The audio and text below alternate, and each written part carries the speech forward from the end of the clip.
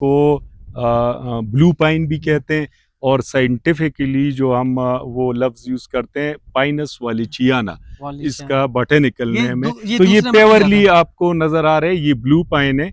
ये जो हमारा नेशनल ट्री है देवदार, वो टॉप पे, उसकी वजह उसकी वैल्यू वर्थ में ये सेकंड नंबर पे आता है, जिससे हमारे फर्नीचर, हमारे डोर्स, विंडोज, ये सारी चीजें बनती है। तो काइल हमारी बनती है। तो ये नाज़रीन, हम तकरीबन इस वक्त सतह समुद्र से 6-7 हज़ार फुट की बुलंदी पे हैं। 8,000 फुट की बुलंदी पर हैं। मौसम खुशगवार है और we are in mountains and we are in clouds as well. So DFO साहब, लास्टली मैं ये आपसे जानना चाहूँगा, लोग बड़े मुतमन्नी होते हैं जानने के लिए कि दरख्तों की उम्र का तयन कैसे किया जाता है और आप किस प्रोसेस के थ्रू दरख्तों की उम्र का तयन करते हैं ताकि लोगों को भी इस हवाले से इल्म हो सके। ये जो आपको दरख्त नज़र आता है कुदरत ने, आपने अगर कहीं पे कटा हुआ दरख्त देखा हो या लकड़ी आपके तख्ते देखे हो, तो उस पे लाइंस खींचे होते हैं, गोल गोल लाइंस खींचे होते हैं, तो उसको हम कहते हैं एनुअल रिंग्स। अच्छा। वो हर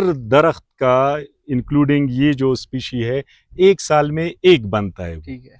तो अगर कोई स्टंप आपके सामने हो तो वो गोल गोल लाइन आप बीच से लेके आखिर तक अगर गिने तो आपको एज का पता चल जाता है।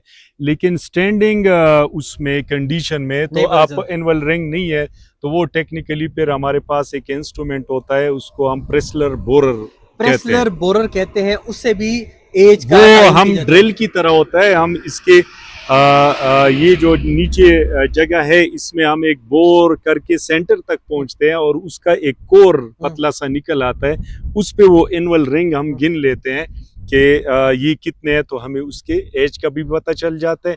वो दोनों के दरमियान स्पेस से हमें पता चल जाता है किस साल में ज्यादा ग्रोथ हुई है, किस साल में कम हुई है, वो भी हमें उससे पता चल जाता है। आप लोगों के लिए कि अगर इस तरह स्टैंडिंग है, एक रफ आइडिया के लिए एक और भी अल्लाह ने तरीका है।